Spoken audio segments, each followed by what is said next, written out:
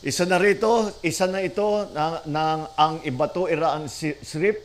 Ito ang pinakamalaking irrigation project dito sa Palawan at ang kauna-unahang reservoir type irrigation system sa buong isla.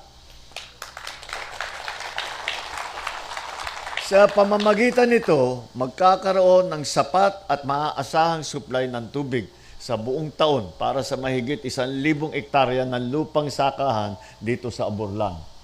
Nasa mahigit 420 farmer beneficiary ang direktang makikinabang sa proyektong ito. Andito yung ating mga namumuno ng mga association at saka mga cooperative.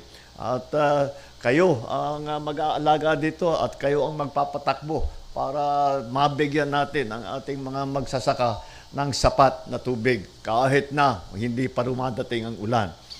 Inaasahan natin ang mas maraming sako ng bigas, mas masaganang ani sa gulay, mas malaking kita para sa ating mga magsasaka. Higit pa sa mga ito, hatid din ng proyekto ang kapanatagan ng loob, kasiguruhan sa patubig at pag-asa sa mas magandang kinabukasan para sa bawat pamilyang umaasa sa sakahan. Hangad natin na magamit ang reservoir ng pangmatagalan. Layunin din nito gawing mas panatag ang inyong loob sa bawat panahon ng taniman, tag-ulan man o tagtuyot. At hindi dito natatapos ang ating mga hakbang. Kasabay ng pagpapalawak ng mga irrigation projects sa buong bansa, ginawa din nating mas moderno ang ating mga sistema ng pagsasaka.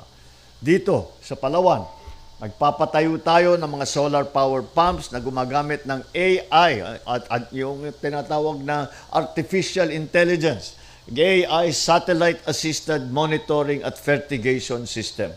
Ito po ang mga sistema na tinitignan po ng satellite na lumilipad sa taas at kinukunan at sinasabi sa atin kung saan kung titignan, kinukunan yung sakahan. Sasabihin, sa isang lote, sa isang area, mapapakita, dito tuyo, dito kailangan dagdagan ng fertilizer, dito kailangan bawasan ng fertilizer, dito pahingahin mo na.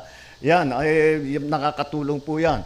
Ang ating mga solar-powered na pump, na bomba, para sa irrigation, bomba pa rin, kagaya ng ginagamit natin noon, ngunit solar-powered na. Kaya wala na, hindi na kailangan ng krudo, hindi nyo na kailangan alalahanin kung saan kayo kukuha ng pampatakbo ng inyong mga solar, mga bomba dahil sa araw kinukuha ang kuryente para patakbuhin ang mga solar pump na yan.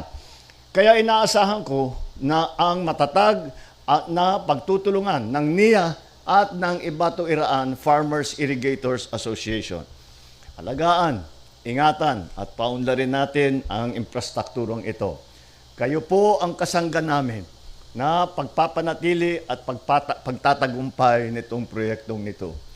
Makakaasa po kayo na katuwang ninyo ang pamahalaan sa pag-aayos ng mga sistema at kayong mga magsasaka ang nagbibigay buhay dito.